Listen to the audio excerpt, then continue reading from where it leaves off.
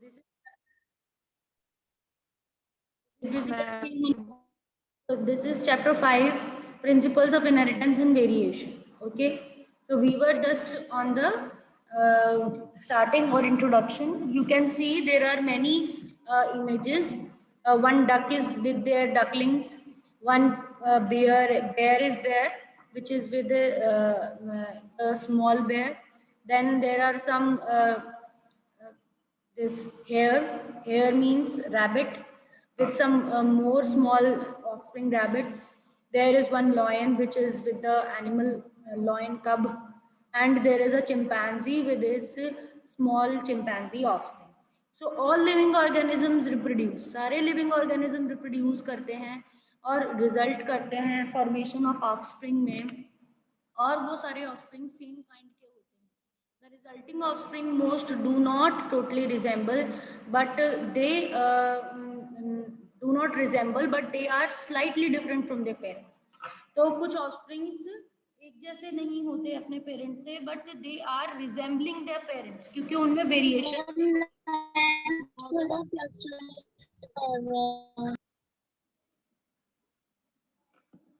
यहाँ पर फैमिलीज देख रहे हो आप, बहुत सारी फैमिलीज में आप देखोगे कि दोनों पेरेंट्स से ट्रेड्स क्या हो रहे हैं, फैमिलीज में मिलते जुलते ट्रेड्स आ रहे हैं, कि कुछ ट्रेड्स फादर से आ रहे हैं, कुछ ट्रेड मदर से आ रहे हैं, और दोनों से मिक्स्ड ट्रेड बच्चे में आते हैं. तो बच्चा पेरेंट्स से सिमिलर होता है बट आइडेंटिकल नहीं होता, because we are sexually reproducing organism. तो जेनेटिक्स ऐसी ब्रांच है लाइफ की, genetics is that branch of life that will study of inheritance and variation, and heredity is the transmission of characters from parents to offspring. Genetics वो branch होती है जो दोनों चीज़ों को पढ़ती है, हेरिडिटी को भी पढ़ती है और वेरिएशंस को भी पढ़ती है. एंड हेरिडिटी का मीनिंग होता है transfer of characters from parents to offsprings, and variation का मतलब होता है differences among the offspring with their parents. ठीक है. एंड इनहेरिटेबल वेरिएशंस होते हैं, इन्वायरमेंटल वेरिएशन होते हैं, हेरिडिटी वेरिएशंस वो वेरिएशन होते हैं जो जेनेटिकली इनहेरिट होते हैं. मतलब ऐसे वेरिएशंस जो क्रोमोसोम्स में आ जाएंगे और क्रोमोसोम्स के थ्रू वो गैमेट्स में जाएंगे, वो तो हेरिडिटी वेरिएशंस होंगे. बट कुछ वेरिएशन इन्वायरमेंटल होते हैं, जैसे अगर हम खाना पीना कम कर दें तो हमारी बॉडी डिक्रीज हो जाएगी, बॉडी वेट डिक्रीज हो जाएगा, हम स्लिम हो जाएंगे, तो that will be environmental variation. और अगर हम दोबारा से सही डाइट लेने लगे, खूब सारा अच्छे से खाना पीना अपने ध्यान देने लगे, तो हमारा बॉडी वेट इंक्रीज हो जाएगा, तो that will become are environmental variations. तो वेरिएशंस भी हमारे दो तरीके के हो गए, हेरिडिटी और environmental. Clear? Now George Yes, ma'am. और जॉन मेंडल है, फादर ऑफ जेनेटिक्स है. 1822 से 1884 में ऑस्ट्रियन मॉन्क है. He was a monk. He lives in church, and still in the garden of the church, he used to grow the pea plants. And his experiment was for 8 to long years on the pea plant. He did hybridization experiments of pea plant. दो अलग अलग तरह के pea plant को लिया, दोनों के बीच में क्रॉस पॉलिनेशन करवाया, एक के अंदर दूसरे के पॉलन ग्रेन्स डाले, फिर बीज बना के देखे, बीज को बोया, फिर उसमें देखा कि कौन सा कैरेक्टर आया है. उसके बाद उसने अपना रिजल्ट पब्लिश किया under the heading translation of the characters in the natural history of society of one. तो उसने एक नेचुरल हिस्ट्री की सोसाइटी में एक ऑर्गेनाइजेशन में अपने रिसर्च को पब्लिश किया था, अपने पेपर्स को पब्लिश किया. तो इसी वजह से सबसे पहला वर्क जो हेरिडिटी पे था मेंडल का था, इस वजह से मेंडल को फादर ऑफ जेनेटिक्स कहते हैं, कि इसने जेनेटिक की शुरुआत की. क्लियर? समझ में आया आपको? हम नेक्स्ट देखेंगे कि ऑस्ट्रिया कहाँ पर है. 1822 में born in the family of poor peasant in Moravia, Austria. Austria Moravia जगह ऑस्ट्रिया में जो है, जो एक गरीब फैमिली से, गरीब पीजेंट मतलब फार्मर की फैमिली से था ये. एंड अपने स्कूल की हाई एजुकेशन उसने सस्पेंड करनी पड़ी थी, क्योंकि उसके पास इतने पैसे नहीं थे कि वो सही से पढ़ सके. फिर 1843 में उसने एक चर्च में मॉन्क की तरह ज्वाइन कर लिया और वो हेड बन गया उस मोनेस्ट्री का. ऑस्ट्रिया में वो रहने लगा, चेकोस्लाविया में. एंड 1851 में यूनिवर्सिटी वियना में चला गया, नेचुरल हिस्ट्री और मैथमेटिक्स को स्टडी करा उसने. और 10 सालों तक, and then after he worked in natural history mathematicians, 1856 के बाद उसने मैथमेटिक्स में पढ़ाई करी। इस पीरियड के दौरान वो हमेशा प्लांट ब्रीडिंग में बहुत ज़्यादा इंटरेस्ट लेता था, प्लांट ब्रीडिंग करता रहता था। आप देख रहे हो उसकी चर्च की फादर की ड्रेस टाइप में ही इसकी ड्रेस है, एप्रन पहना हुआ है, और वो क्या कहते हैं, पी प्लांट पे एक्सपेरिमेंट कर रहा है, एंड पी प्लांट्स को it grow also P plants, and उनको ब्रीडिंग भी कराता था, आपस में क्रॉस पॉलिनेशन भी कराता था। He carefully analyse the result, experiment करने के बाद रिजल्ट भी केयरफुली चेक करता था कि कौन सा कैरेक्टर है जो इन पेरेंट प्लांट से ऑफस्प्रिंग प्लांट में गया है। देन 1865 में उसने पब्लिश किया अपना रिजल्ट्स को under the heading translation of characters in the natural history in the society of Bern. ठीक है, क्लियर हुआ आपको ये सब? Is it clear to everyone? Yes. Okay, now उसके बाद आगे क्या उसने फिर इनको एक सोचा कि इनके अंदर ज़रूर कोई ना कोई लॉ चलता है, एंड उस लॉ के थ्रू ही कैरेक्टर्स ट्रांसफ़र होते हैं। और ये 3 और साइंटिस्ट हैं जिन्होंने 1900 में रीडिस्कवरी करी। मेंडल ने बहुत पहले वर्क डिस्कवर किया था, और उसका वर्क को रीडिस्कवर करने का काम मेंडल के वर्क का 3 साइंटिस्ट का था। सबसे पहले ह्यूगो डिवरेस, जिनका नाम मेंशन नहीं है फोटोग्राफ के नीचे, बट बाकी दोनों का मेंशन है। जो सेकंड वाले हैं उनका नाम है Franz Correns, and the third one is Erich von Tschermak. तो Erich von Tschermak and Franz Correns, ये सब क्या थे? ये 3 ऐसे साइंटिस्ट थे जिन्होंने, एक हॉलैंड का, एक जर्मनी का और एक ऑस्ट्रिया का ही था, इन तीनों ने मेंडल के वर्क को रीडिस्कवर किया। पीछे ओल्ड रिसर्च होता है उसे दोबारा से रीडिस्कवर करना पड़ता है, क्योंकि जो ओल्ड पेपर्स होते हैं उनमें इंफॉर्मेशन कह सकते हैं रफ होती है, इतनी डिफाइंड नहीं होती, तो उनको दोबारा से स्टडी करना। तो मेंडल के वर्क को 1900s में, 19th सेंचुरीज में इन तीनों साइंटिस्ट ने रीडिस्कवर किया। Hugo de Vries Holland, Correns in Germany, and Erich von Tschermak in the Austria. ठीक है, तो रीडिस्कवरी करी, जीन्स के बारे में समझा। ये इंस्टीट्यूशन है, सेंट थॉमस एबे है, मेंडल का म्यूजियम ब्रुनो में, अब उसको मेंडल का म्यूजियम बना दिया है, बट ये पहले एक चर्च है। तो सेंट थॉमस एबे इसको बोला जाता है, it is a church, but it's also known as Mendel's museum. Then उसके बाद मेंडल यूनिवर्सिटी, मेंडल के नाम पे एक पूरी यूनिवर्सिटी बनी है ब्रुनो में। ठीक है, देन मेंडल ने जो क्रॉस करवाए उनके बेसिस पे यहाँ पर दिखा रखा है, शो कर रखा है, एक heterozygous capital T small T का पी प्लांट है, और एक homozygous small T pea plant. वो जस्ट ऐसे रिप्रेजेंटेशन के लिए दिखाया है।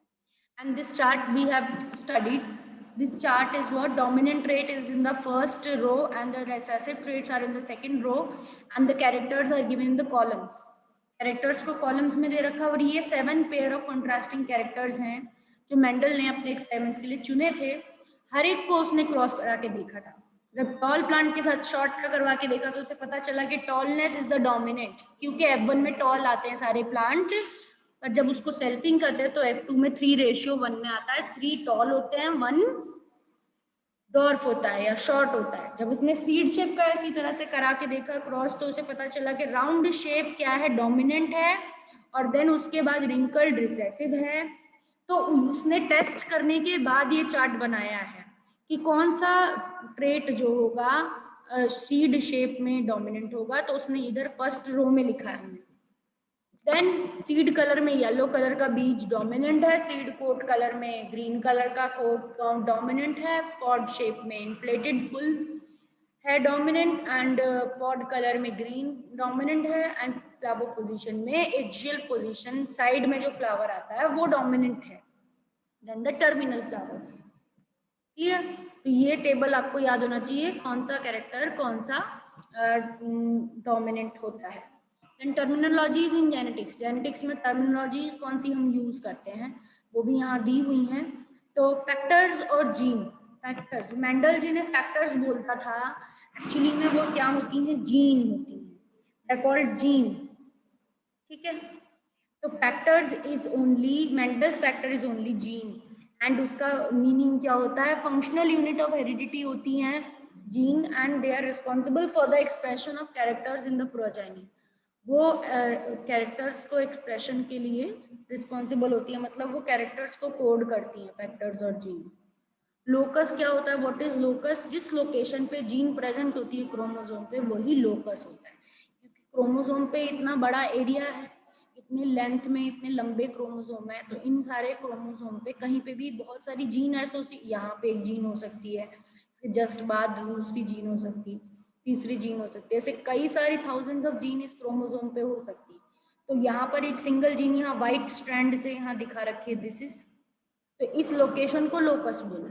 जिस लोकेशन पे जीन पर प्रेजेंट है, जिस जगह पर जीन प्रेजेंट है, यहाँ पर पर्पलिश रंग की, यहाँ पर व्हाइट कलर की दिखा रखी है, तो अल्टरनेटिव फॉर्म्स हैं सेम ही जीन की, सेम लोकस पे सेम जीन प्रेजेंट होंगी।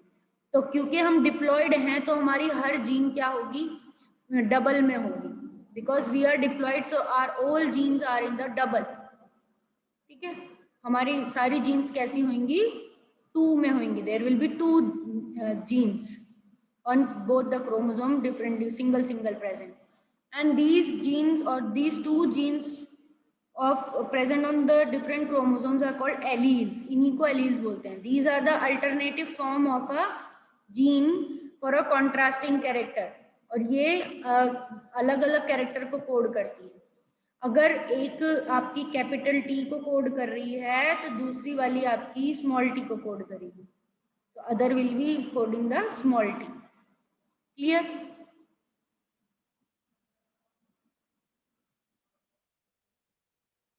क्लियर हो गया ये point?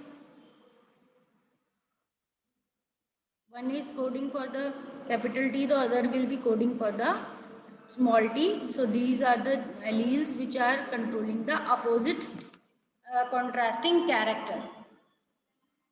Is it clear to you?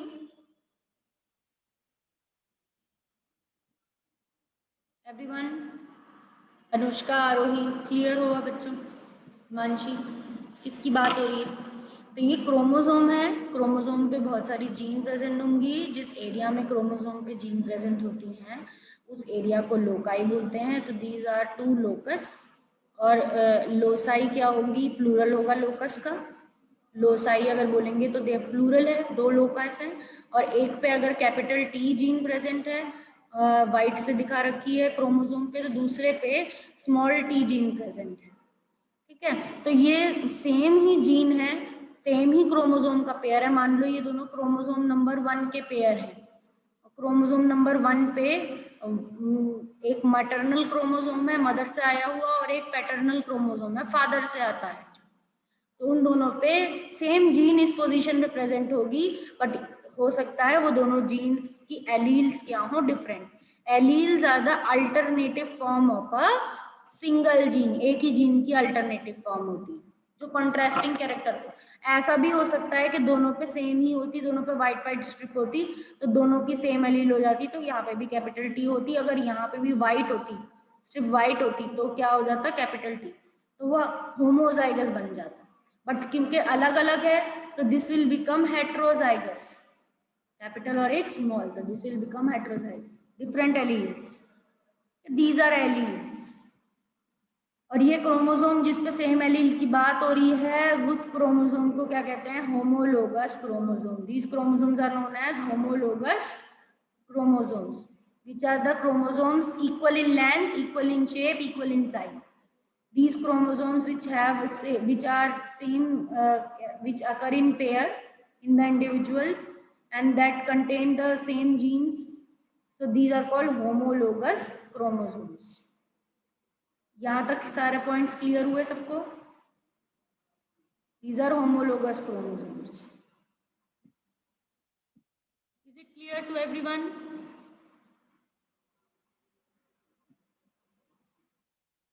Is it clear till here? Students? Manshi, Anushka, is it clear to you? So what we will do, we will read after this in your next class. Okay? हम अब आगे का next class में पढ़ेंगे. I'm ending the meeting over here.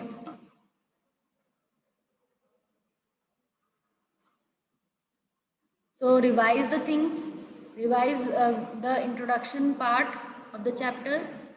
If you don't have book, download the book in PDF form and read from that.